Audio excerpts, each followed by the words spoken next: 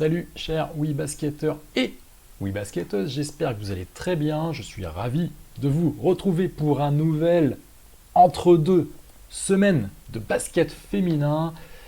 Vous commencez à en avoir l'habitude, c'est tous les lundis à 19 heures. On parle exclusivement de basket féminin. On revient sur la semaine qui vient de se passer et on se projette sur la semaine qui va arriver.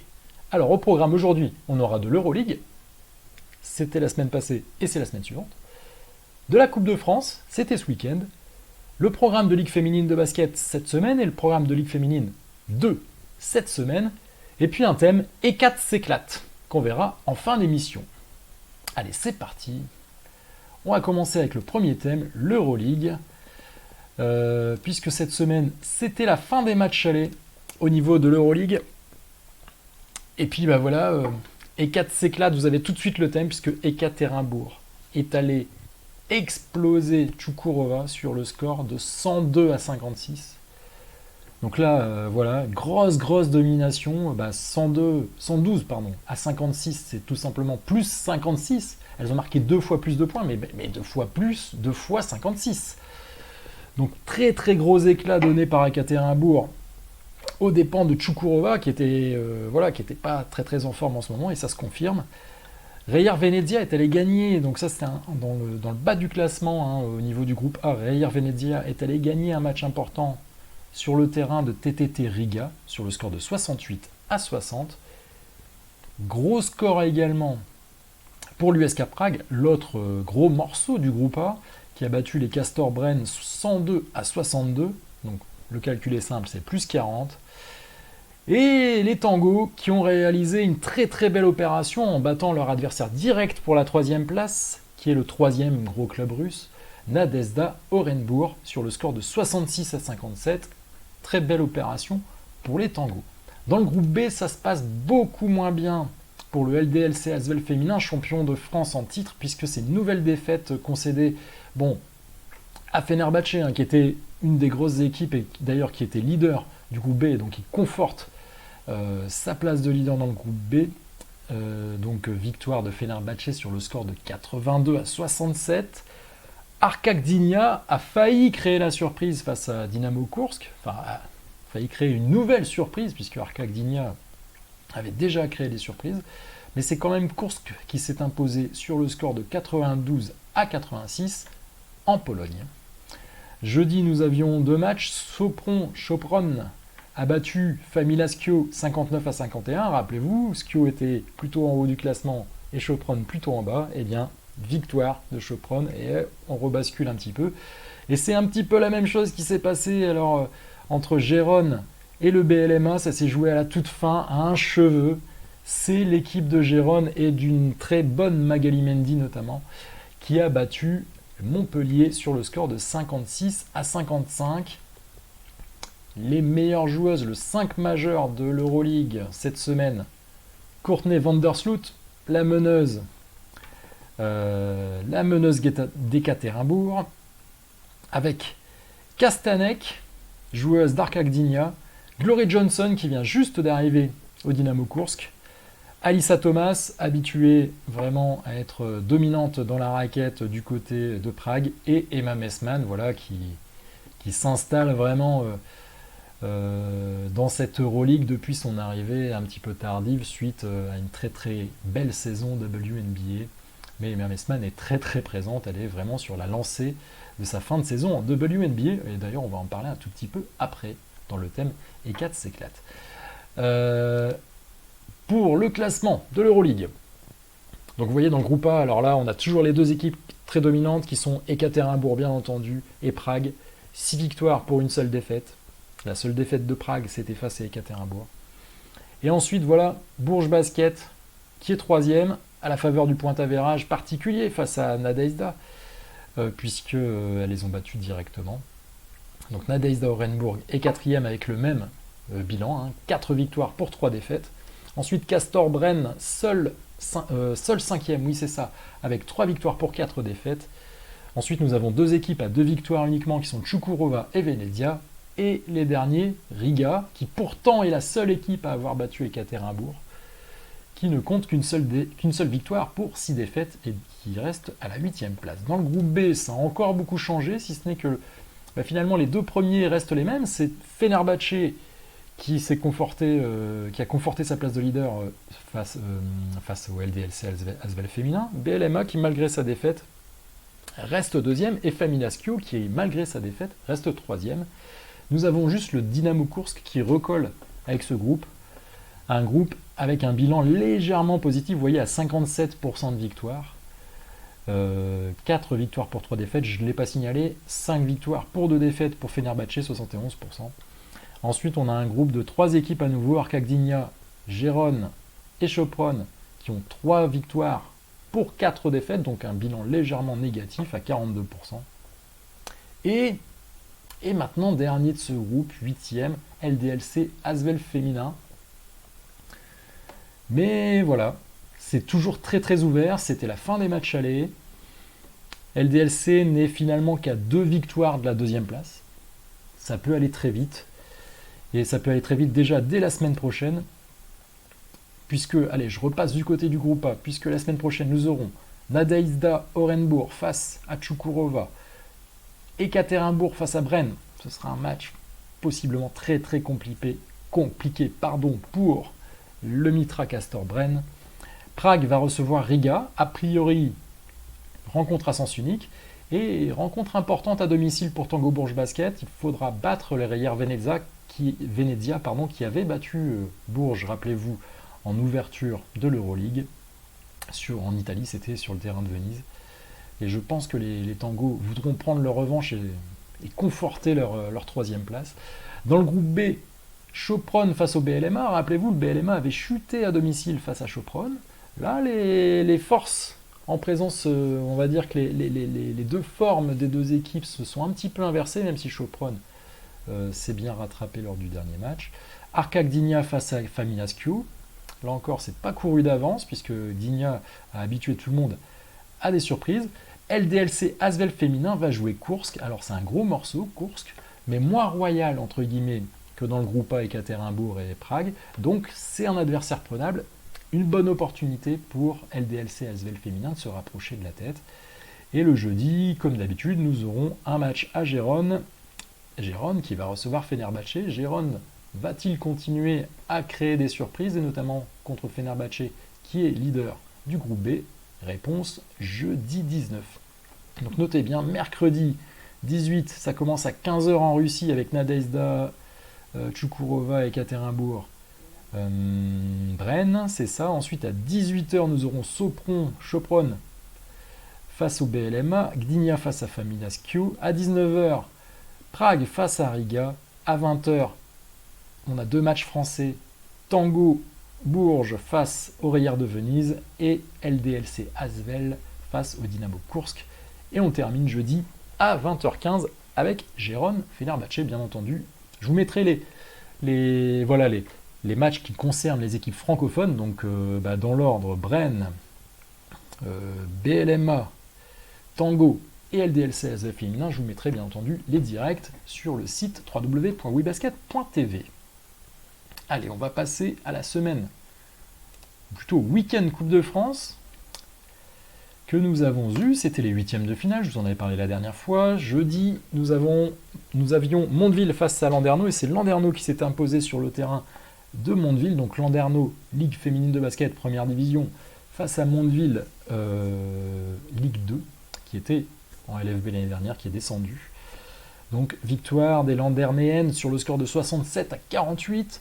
Basketland recevait Charnay pour un match 100% Ligue féminine, mais il y a eu une grosse domination de Basketland qui l'a emporté 71-47. Et samedi, à nouveau, duel 100% Ligue féminine de basket entre Tarbes et Nantes-Rezé, poussé en prolongation, Tarbes qui continue à nous faire des prolongations, mais cette fois-ci, ça tourne à leur avantage. Les Tarbaises de François Gomez l'ont emporté 86-82 face à Nantes-Rezé Basket. Surprise, la surprise de cette journée est venue du TMB, le Toulouse Métropole Basket, qui a battu le SBV Aline Métropole sur le score de 71-67. Là encore, ça s'est joué en toute fin de match. Mais très très belle victoire de Toulouse face à voilà l'ESBVA qui était un petit peu en regain de forme ces derniers matchs, mais qui là rechute, hein, entre guillemets, à l'extérieur face à une équipe bien entendu censée être moins forte. Et puis le choc, le nouveau choc, le quatrième choc entre le choc européen en fait, entre La Roche-Vendée et les Flammes Carolo, a tourné à l'avantage de La Roche-Vendée. C'était un match fou encore une fois, là, ça s'est joué en fin de match. C'était incroyable à regarder sur le score de 80 à 79. Les Flammes Carolo menaient dans le quatrième quart-temps, hein, je ne me rappelle plus exactement l'écart, je pense qu'il y a eu une dizaine de points à aller à quelques minutes de la fin, et puis vraiment La Roche-Vendée a très bien défendu et a réussi à rentrer ses tirs. C'était vraiment un superbe match aux Oudéry de La Roche-sur-Yon. Donc voilà, il y avait 5 huitièmes de finale. Pourquoi 5 huitièmes de finale? Il devrait y en avoir 8 parce qu'il y a 3 équipes qui vont rentrer en quart de finale. Donc on aura le tirage au sort mercredi, hein, mercredi à 14h, donc ce sera lors de la journée de une heure avant les premiers matchs d'Euroleague, nous aurons le tirage au sort donc des quarts de finale dans lesquels nous aurons LDLC Asvel féminin, BLMA l'équipe de Latte Montpellier et Tango Bourges Basket qui seront intégrés au quart de finale. Donc rappelez-vous, en 16e c'était les équipes de LFB non européennes qui ont été intégrées. En 8e, les 3 équipes qui jouaient en Eurocoupe, c'était Basketland, Charleville et La Roche-Vendée. Et en quart, les 3 équipes qui jouent en Euroleague. Allez, le programme de la semaine. On passe au programme de la semaine. On va commencer par la Ligue féminine de basket. Donc mercredi et jeudi, on aura de l'Euroleague. Mais jeudi aussi, on aura un match déjà entre Villeneuve-d'Ascq et Landerneau. À Villeneuve-d'Ascq de rebondir après son échec en Coupe de France. Donc jeudi, nous aurons un match à 20h entre Villeneuve-d'Ascq et Landerneau. Vendredi, nous aurons un match à 20h entre Nantes-Rezé Basket et Charnay Basket Bourgogne-Sud. Et ensuite, 4 matchs le samedi. On commencera à 19h par Basketland face au LDLC Asvel féminin. Et puis à 20h, Saint-Amand-Hainaut Basket face au Tango Bourges. Charleville, donc les Flammes Carolo face au BLMA de Latte Montpellier. Et La Roche-Vendée recevra le TGB, l'équipe de Tarbes. Au niveau de la Ligue 2, on va passer au programme Ligue 2. Donc c'est tout ça, la Ligue féminine, c'est pour la 9e journée de championnat. Et en Ligue 2, c'est la 8e journée de championnat. Reims recevra Toulouse, donc ça commencera dès mercredi d'ailleurs. On aura 2 matchs mercredi, Reims face à Toulouse, Mondeville face au leader Aulnois. Angers, ensuite, ce sera le 20, donc ce sera vendredi, Angers recevra Saint-Paul-Rosé. Et samedi, nous aurons le Pôle France qui recevra la SIG, la Tronche-Mélan recevra Montbrison et le COB Calais recevra le C Chartres Basket. Allez, maintenant on va donc passer à l'ultime sujet qui est E4 s'éclate, puisque vraiment j'avais envie de faire un point sur cette équipe qui est quand même qu'on vous décrit de semaine en semaine. On vous dit que c'est une très grosse équipe. Je vais vous montrer qu'effectivement c'est une très très grosse équipe qui a commencé assez timidement en Euroleague, hein, puisque là vous avez les résultats des matchs allés. C'est l'occasion aussi de faire un petit point à la mi-parcours de l'Euroleague. Donc vous voyez, Ekaterinbourg était allé gagner son premier match à Brennes assez difficilement, à moins de 10 points d'écart, et puis en deuxième mi-temps, Brennes était revenu très fort d'ailleurs. Donc c'était un score de 87 à 79. Ensuite, voilà, un bel écart d'une vingtaine de points face aux voisins, j'allais dire. Les deux villes sont pas très très proches l'une de l'autre, hein, c'est très grand la Russie. Donc c'était face à Orenbourg. Victoire 89-67 en deuxième journée. Voilà, victoire d'une vingtaine de points également sur le terrain de Venise. Victoire convaincante là face à l'autre équipe dominante, l'USK Prague, sur le terrain de Prague, sur le score de 74 à 67. Mais vous voyez, une victoire assez étriquée. Une défaite, la coup d'éclat, défaite chez l'équipe la plus faible du groupe, supposée la plus faible du groupe, hein, puisqu'il reste encore des matchs. Défaite de 8 points, 89 à 81 en Lettonie, à Riga. Bon, forcément, Ekaterinbourg s'est énervé face à Bourges. Grosse victoire d'une quarantaine de points face à Bourges, 86-47. Vraiment un gros éclat. Et là, encore pire. Puisque sur le terrain de Čukurova qui était, entre guillemets, l'équipe à la peine ces derniers temps, plus 56. Et donc les matchs retour, ça va commencer avec Brennes, puis ensuite un déplacement en Nadezhda, et vous voyez, en fait, c'est exactement le même déroulé. Date à noter, le 19 février 2020, réception d'Ekaterinbourg au Prado à Bourges. Un petit focus, allez, rapide sur ce match de plus 56 points, puisqu'il faut quand même le noter. Vous voyez, regardez les 4 cartons, 33-24, 28-10, 26-8 dans le troisième carton et 25-14. Donc voilà, vraiment, Ekaterinbourg a roulé sur Čukurova. Une grosse réussite à 2 points, 70%, ce qui semble indiquer une grosse domination proche du cercle. Et une faible réussite à 2 points pour Čukurova, ce qui semble indiquer une grosse domination en défense proche du cercle. À 3 points, très bon score des deux côtés, 42% et 45%. De lancer franc, c'est anecdotique, c'est très bon score également. Et on voit 39 passes décisives pour Ekaterinbourg, 46 rebonds pour Ekaterinbourg. Bon, en plus 2 fois moins de pertes de balles.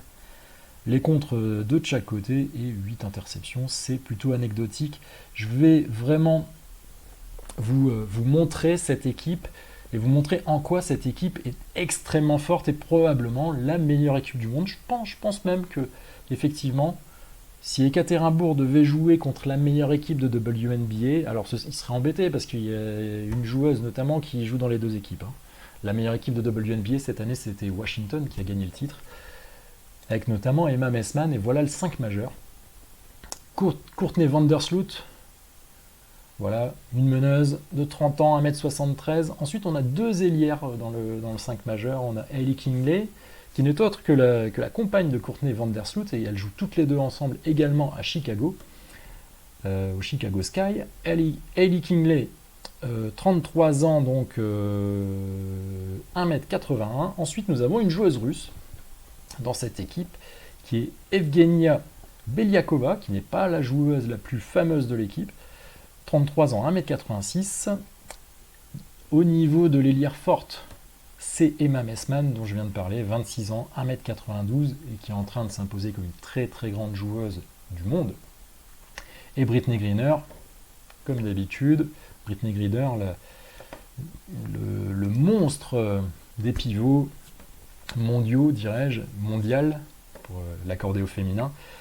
Donc pivot, 29 ans, 2m03, très grosse 6e femme, Maria Vadeyeva, qui est en fait la meilleure marqueuse de l'équipe d'ailleurs, en moyenne par match. Et tout ça, c'est coaché par Miguel Mendes, 52 ans, donc Maria Vadeyeva, qui est toute jeune, qui a 21 ans, qui mesure 1m90.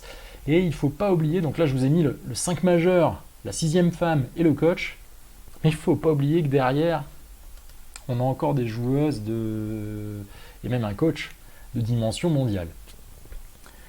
Jonquel Jones, 25 ans, pivot, 1m96, qui vient d'arriver, qui a disputé uniquement 3 matchs d'Euroleague pour le moment, qui joue quelques minutes, quinzaine de minutes, qui est pas encore dans le rythme de l'équipe, mais vous verrez un petit peu plus tard dans la description que c'est une très très grosse joueuse. Alba Torrens, que je ne présente plus, la meilleure joueuse espagnole, on peut le dire, puis donc une des toutes meilleures joueuses européennes, voire du monde, qu'on attend toujours de retour de blessure. On attend toujours son retour de blessure. Et James Wade, je l'évoque parce que James Wade, vous le verrez plus tard, a été élu ni plus ni moins que meilleur coach de WNBA. Donc il est adjoint à Ekaterinbourg, donc il est assistant, 44 ans. Mais en WNBA, il est coach principal, head coach au Chicago Sky. Il y a même 3 joueuses d'ailleurs des Chicago Sky dans l'équipe d'Ekaterinbourg. On a parlé de Hailey Kingley, de Courtney Vandersloot, et il y a la meneuse remplaçante dont j'ai oublié le nom, qui joue également meneuse remplaçante à Chicago. Donc on a parlé de WNBA, et bien en fait Ekaterinbourg, on dirait que c'est assez simple. Dans leur équipe, regardez là sur la gauche, il y a tout simplement la meilleure marqueuse, Brittney Griner. La meilleure marqueuse de WNBA cette année, c'était Brittney Griner, 20 points, 7. Il y a la meilleure rebondeuse qu'ils ont recrutée là récemment, Jonquel Jones, la Bahaméenne du Connecticut, finaliste de WNBA, qui est la meilleure rebondeuse, donc 9,7 rebonds par match en WNBA. Et la meilleure passeuse, Courtney Vandersloot, qui était de loin d'ailleurs la meilleure passeuse de WNBA, avec 9,1 passes en moyenne. Et en plus, je vous ai rajouté la dernière ligne, on a les 2 meilleures contreuses de WNBA, Jonquel Jones et Brittney Griner, avec 2 contres en moyenne par match. Sans oublier, et là on passe sur la droite, Emma Messman, championne WNBA, et en plus MVP des finales. Et James Wade, je l'ai évoqué, meilleur coach de WNBA. Voilà, donc énorme équipe, peut-être probablement la meilleure équipe du monde au niveau du basket féminin. Voilà, des All-Stars à tous les postes. Il y a 4 All-Stars d'ailleurs. Brittney Griner, Jonquel Jones, Courtney Vandersloot sont toutes les 3 All-Stars, et puis Ellie Kinley aussi a été All-Star cette année en 2019. Voilà, une date à retenir, le 19 février 2020, si vous êtes pas loin de Bourges ou si vous voulez venir exprès voir le match, ça vaut le coup quand même de venir voir cette équipe d'Ekaterinbourg qui est tout simplement l'ogre d'Europe, et voir peut-être la meilleure équipe du monde. Voilà. Je vous remercie, cette émission touche à sa fin. Je vous remercie de l'avoir suivi, bien entendu. Si vous l'avez apprécié, mettez-moi un petit like, un petit pouce bleu sur YouTube, partagez la vidéo. Pour voir toutes les vidéos, bien entendu, abonnez-vous, cliquez sur la cloche des notifications sur YouTube, sur Voir en premier dans Facebook. Téléchargez, si ce n'est pas encore fait, la vidéo Joue-la comme Proust, où j'ai interviewé 5 joueuses de Ligue féminine en leur posant des questions de personnalité. Vous trouverez le lien dans la description. Voilà. Il me reste à vous souhaiter une excellente soirée. Ah oui, un tout petit merci particulier à Joris Pellissier. Je vous dis à très bientôt. Vive le basket féminin. Ciao, ciao.